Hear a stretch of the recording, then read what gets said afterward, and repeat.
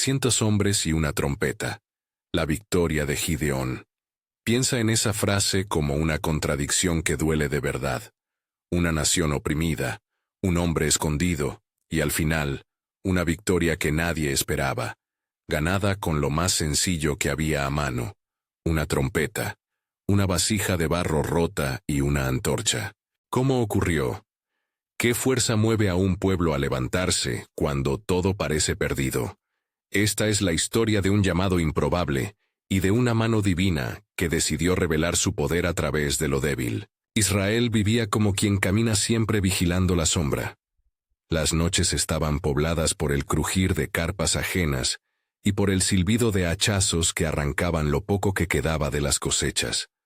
Los madianitas, junto con tribus del este, cruzaban los campos, tomaban el ganado, saqueaban y dejaban tras de sí surcos de hambre. El país se fue quedando sin voz. La gente se escondía en cuevas, en refugios excavados en la tierra, en cavernas húmedas donde la luz del día parecía una amenaza. Cada vez que salían, el temor iba adelante, como un centinela que minaba la esperanza. En medio de esa humillación, aparece un hombre que nadie hubiera señalado para dirigir a una nación: Gideón.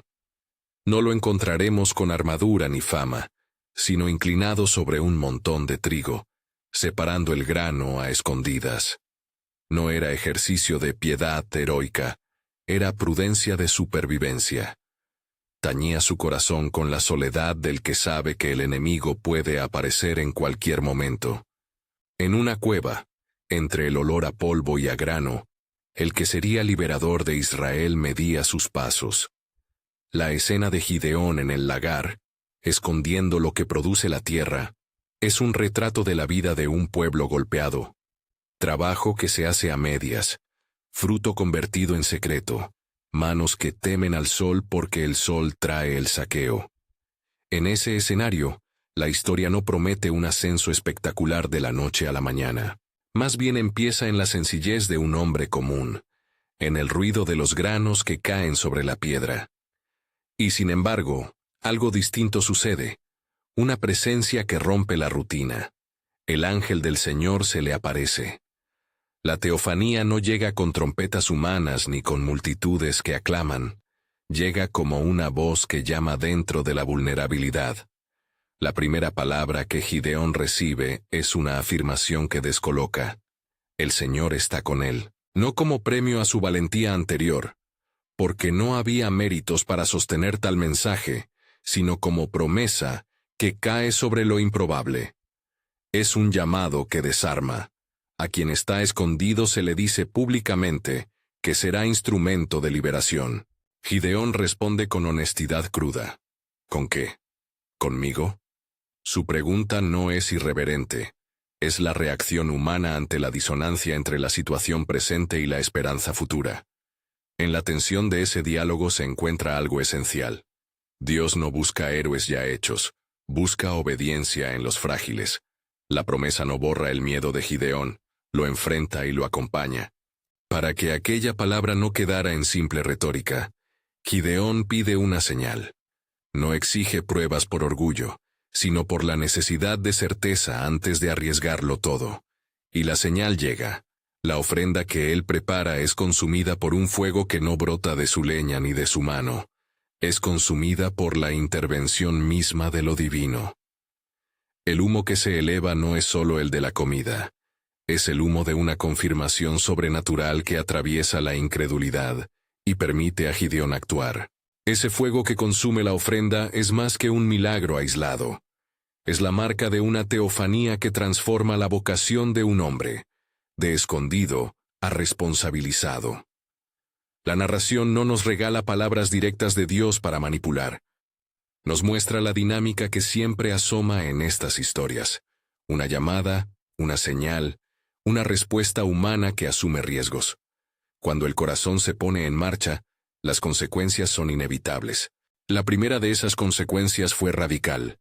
Gideón, obediente y con temor, derriba el altar de Baal que su propio padre había erigido. No lo hace en público como una proclama de guerra teológica.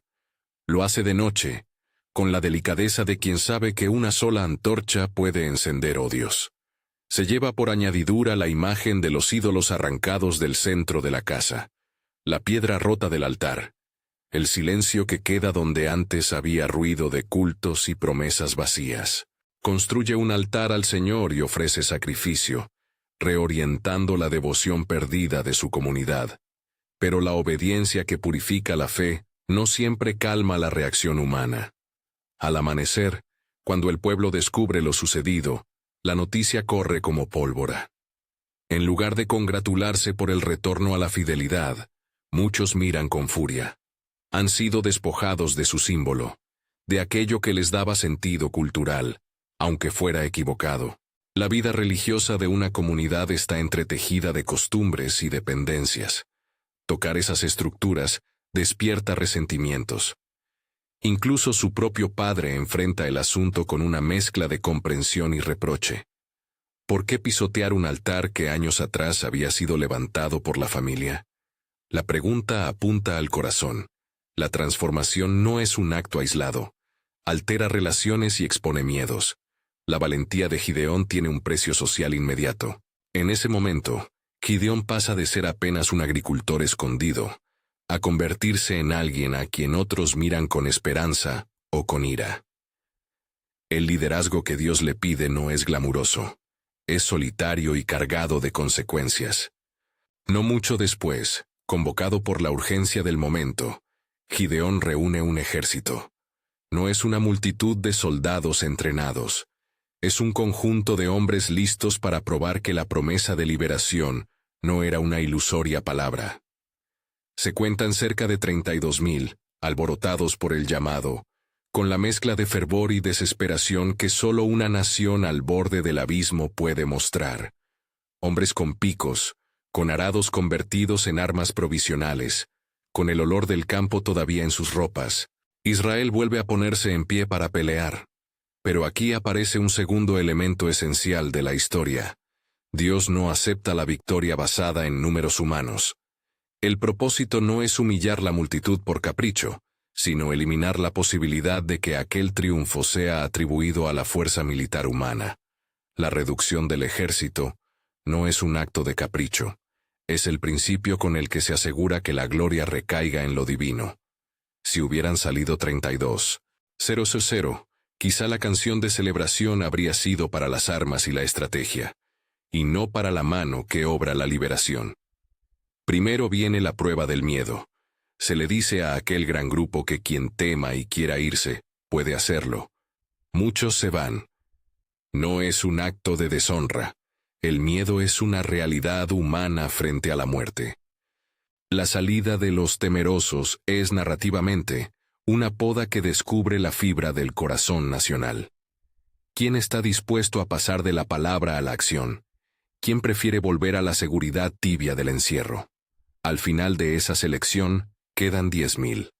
Aún así, números muy superiores a los que el Señor había previsto para que la victoria fuese inequívocamente suya. Entonces se abre el test más sorprendente. No por cruel, sino por su simbolismo. Al borde de un río, ante la mirada atenta de Gideón, los hombres se acercan a beber. La escena podría parecer mundana, pero encierra una lógica profunda sobre la actitud de espera y vigilancia.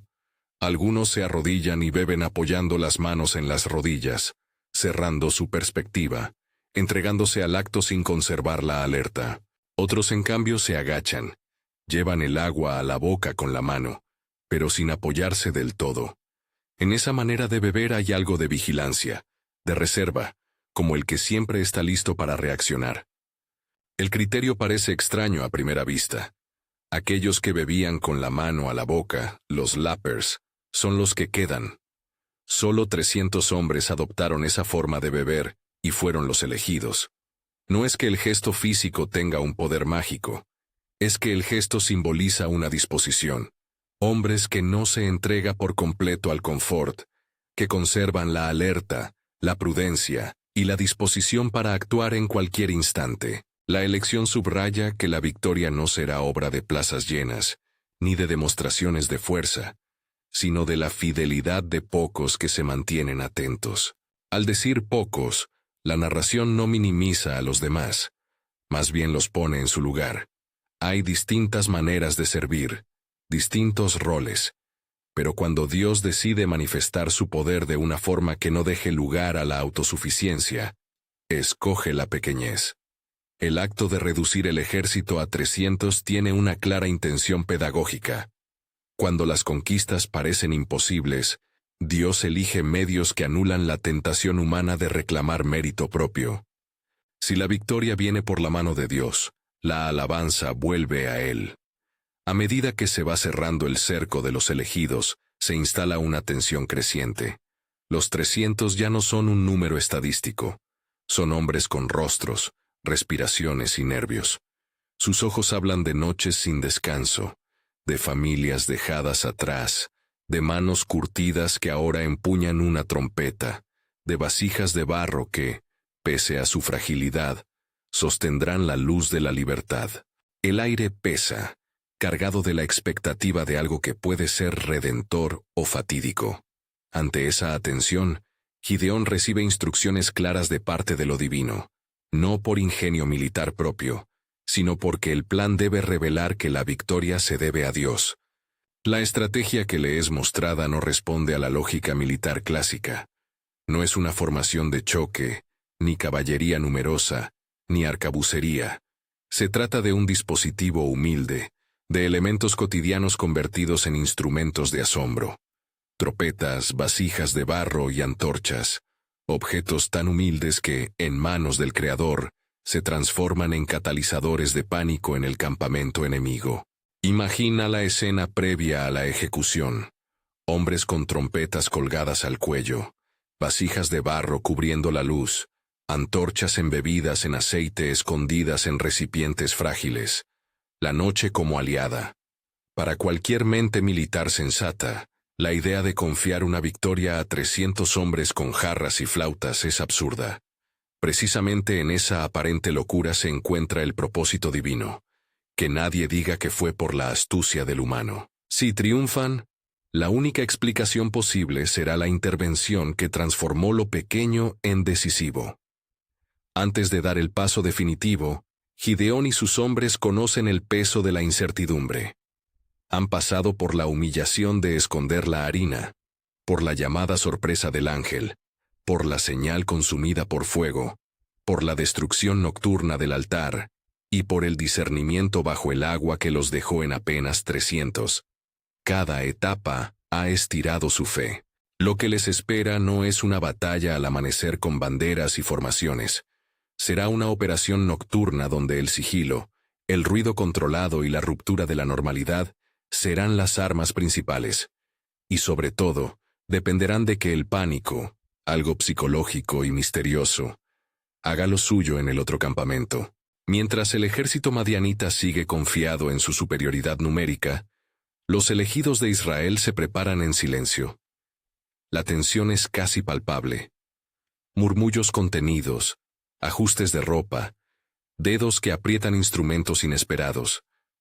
El corazón de Gideón late con la mezcla de temor y firmeza, de quien comprende que su papel no es dar seguridad al pueblo por su habilidad, sino obedecer y confiar. Está claro que si la victoria llega, no será un triunfo de la estrategia humana, sino una manifestación del poder divino que trabaja a través de lo pequeño. En la quietud del campamento israelita, se escucha menos ruido que en la oscuridad del enemigo. Las sombras cubren los rostros. Las vasijas de barro parecen más bien contenedores de fragilidad.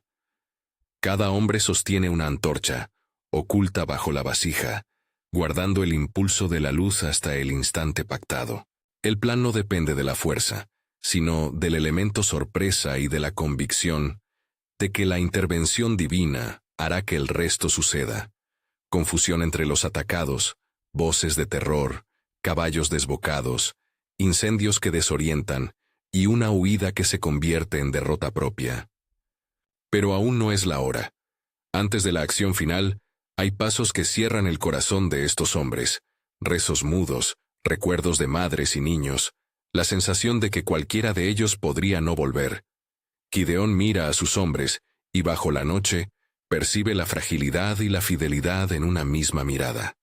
Sabe que lo que le será pedido no es heroicidad humana, sino obediencia que confía en la incomprensible bondad de aquel que llamó a un hombre escondido y lo elevó a ser liberador. Cuando la última instrucción llega, es como la última respiración antes del salto. Toquen las trompetas, rompan las vasijas, alumbren las antorchas. 300 hombres con un único objetivo: provocar un clamor que atraviese el silencio del enemigo. El plan es tan simple que parece ridículo, y es precisamente esa sencillez la que lo hace peligroso para los opresores. No pueden comprender que su derrota esté sellada por algo tan humilde. La escena se congela en la penumbra. Hombres a la espera, respiraciones contenidas, las vasijas tenidas con manos en tensión.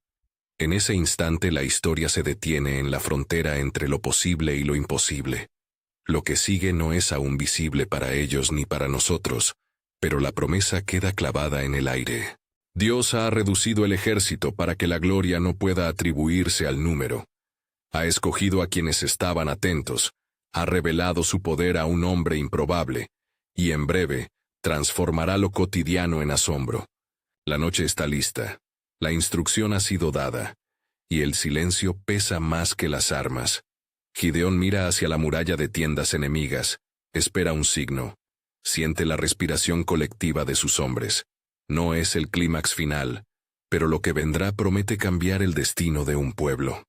En ese umbral, la historia nos deja con la pregunta esencial: ¿qué hace que la intervención divina elija medios humildes? ¿Y qué revela esto sobre la manera en que Dios quiere recibir la alabanza de su pueblo? Cuando la orden llegó, no fue un clamor de tambores ni un grito de guerra. Fue una indicación breve, casi una susurrada instrucción de confianza: tocar las trompetas, romper las vasijas, mostrar las antorchas.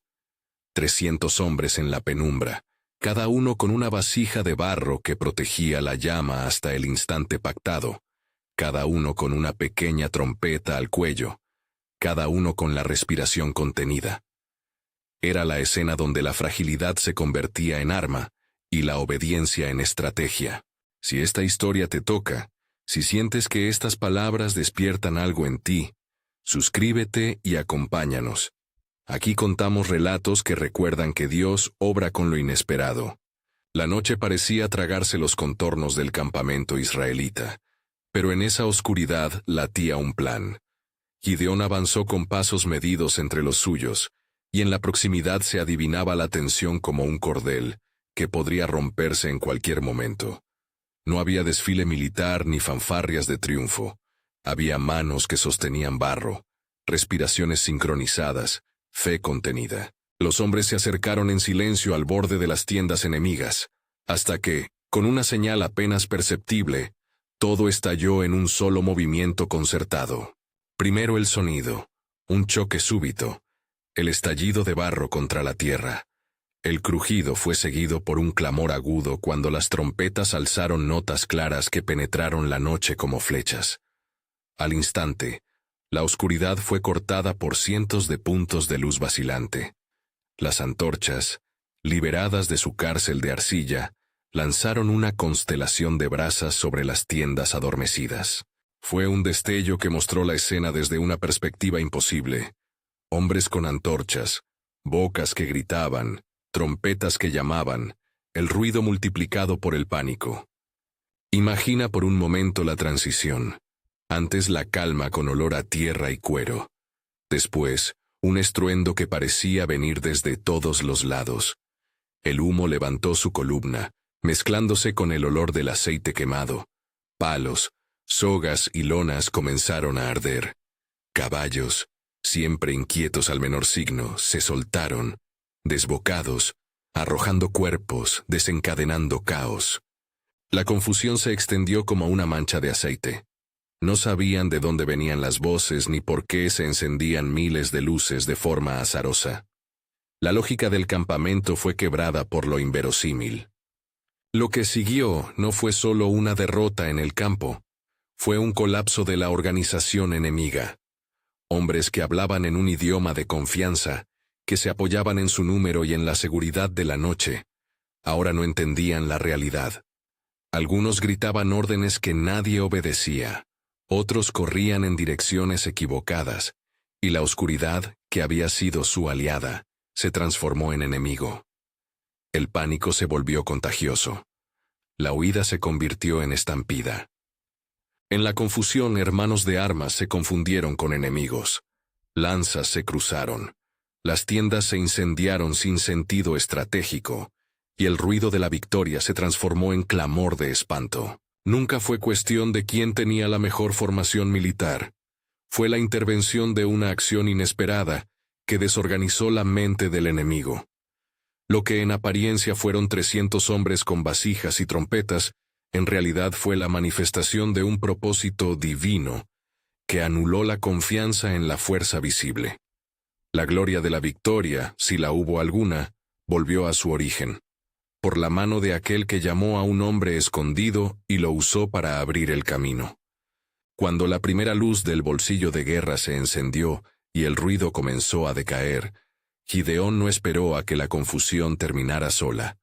Había una casa que conducir.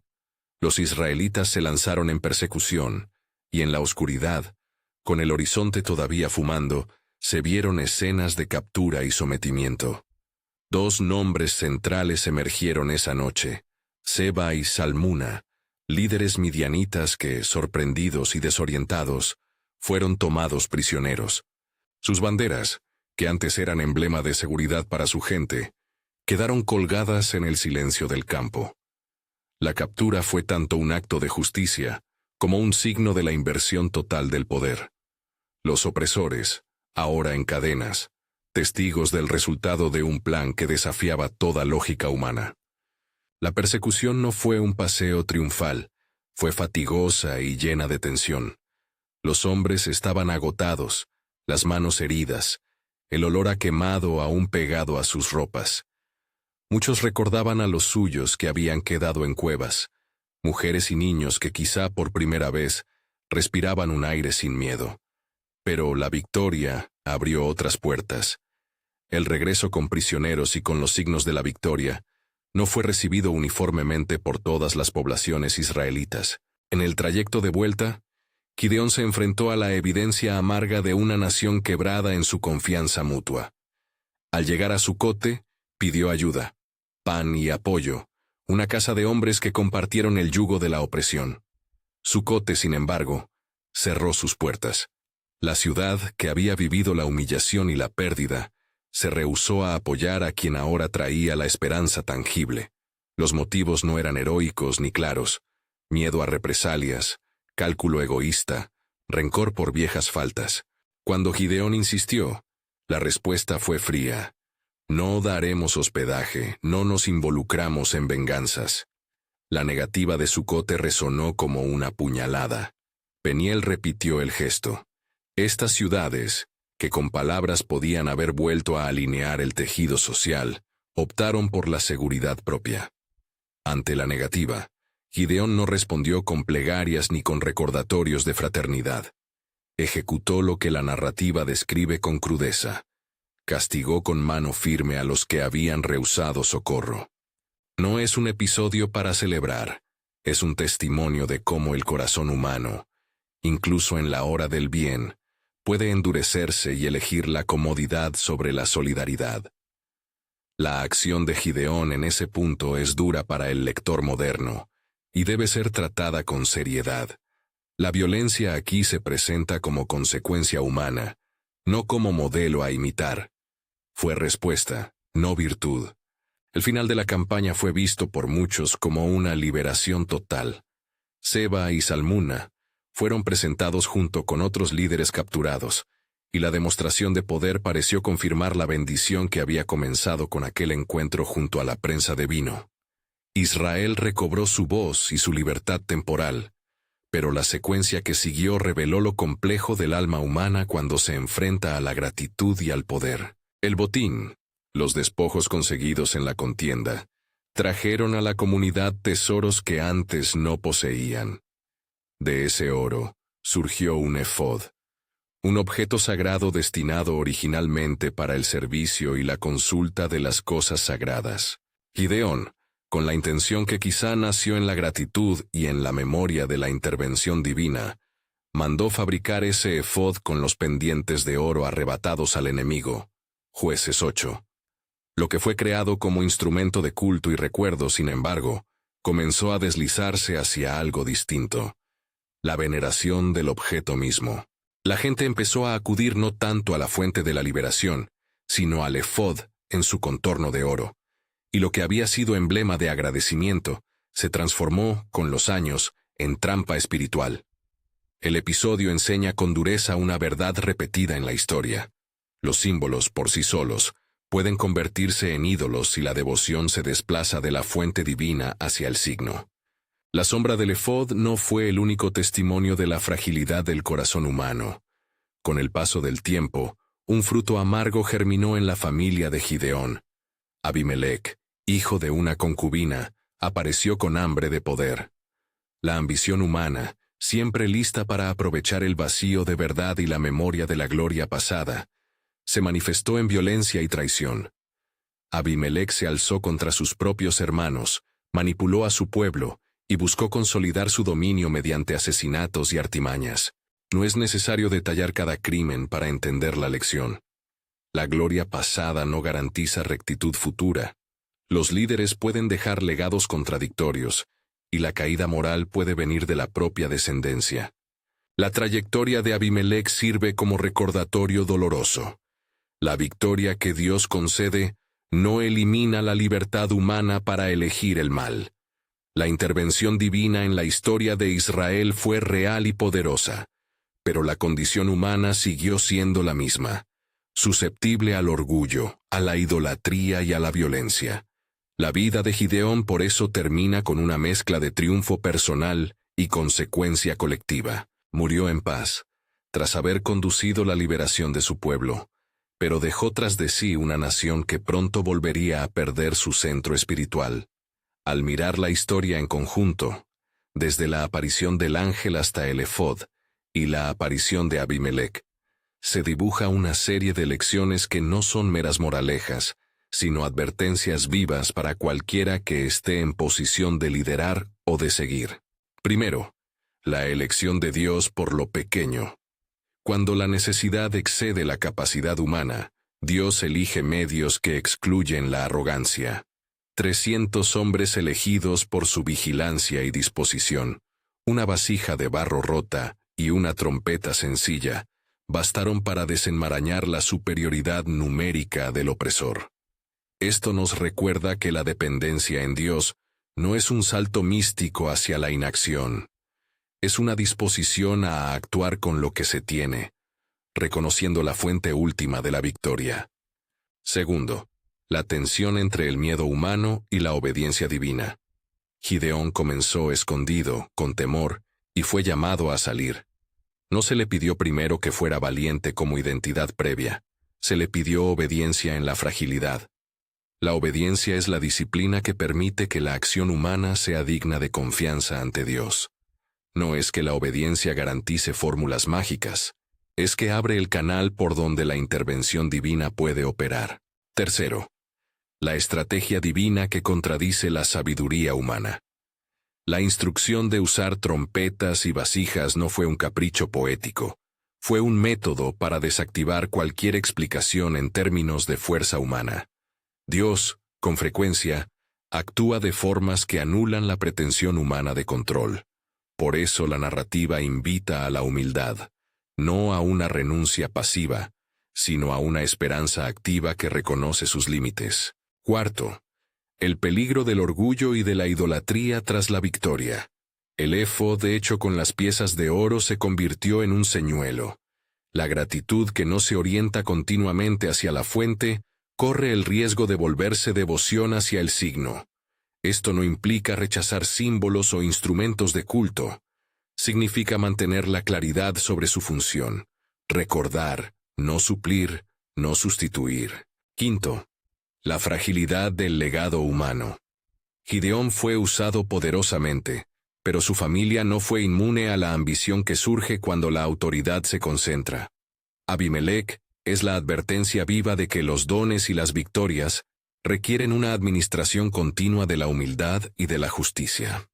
Si se abandona esa administración, el resultado puede ser una espiral de violencia. Hay también una invitación personal en esta historia. ¿Dónde pongo mi confianza cuando enfrento imposibilidades? ¿Qué símbolos en mi vida corren el riesgo de ser adorados en vez de recordarme a Dios? ¿Cuándo mi reacción frente al rechazo o la ingratitud me lleva a tomar decisiones que, aunque comprensibles, dañan la comunión? Estas preguntas no admiten respuestas fáciles, pero la narrativa de Gideón las planta en el corazón del oyente como semilla inquietante.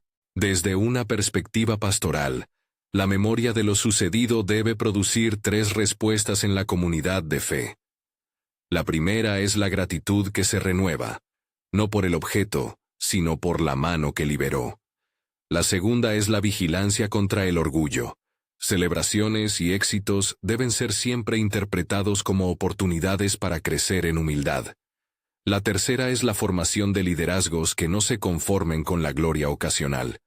El llamado a la fidelidad continua es el llamado más exigente. La historia de los 300 hombres y una trompeta nos devuelve también una idea central. Dios no necesita nuestra grandeza para mostrar su poder. A menudo la busca en lo pequeño, para que la alabanza no tenga quien la robe. Esto no transforma la obediencia en un mecanismo garantizado de bendición automática. No hay fórmulas ni garantizaciones. Hay una relación dinámica entre la fe obediente y la intervención divina. La promesa en la narrativa no es la ausencia de problemas futuros, sino la evidencia de que, cuando Dios actúa, lo hace para reorientar la historia hacia Él. Al cerrar este relato, conviene mirar nuevamente los signos. Un hombre escondido llamado por una teofanía, un altar de Baal derribado en la noche, hombres probados en la ribera de un río, vasijas de barro rotas que anuncian el amanecer de una nación, la gratitud transformada en efod, la ambición transformada en violencia. Todo ello dibuja una única trama. Dios obra, el hombre actúa, y la historia sigue, con todas sus luces y sombras. La invitación que queda para quien escucha es doble: actuar con humildad cuando Dios llama, y cuidar la fidelidad después de la victoria. No es un llamado a la pasividad, ni una promesa de éxitos constantes. Es la exhortación a permanecer en dependencia, a no confiar en la memoria de un solo triunfo, para edificar el futuro. Si quieres profundizar en estas historias y entender más sobre cómo Dios obra en lo improbable, vuelve al canal. Tenemos más relatos que examinan la fidelidad y las trampas del corazón humano. Comparte este video con alguien que necesite recordar que, a veces, lo pequeño es suficiente cuando Dios decide obrar. Suscríbete para recibir más relatos que alimenten la fe y la reflexión. Referencias: Jueces 6:8. Para la historia de Abimelec, ver Jueces 9.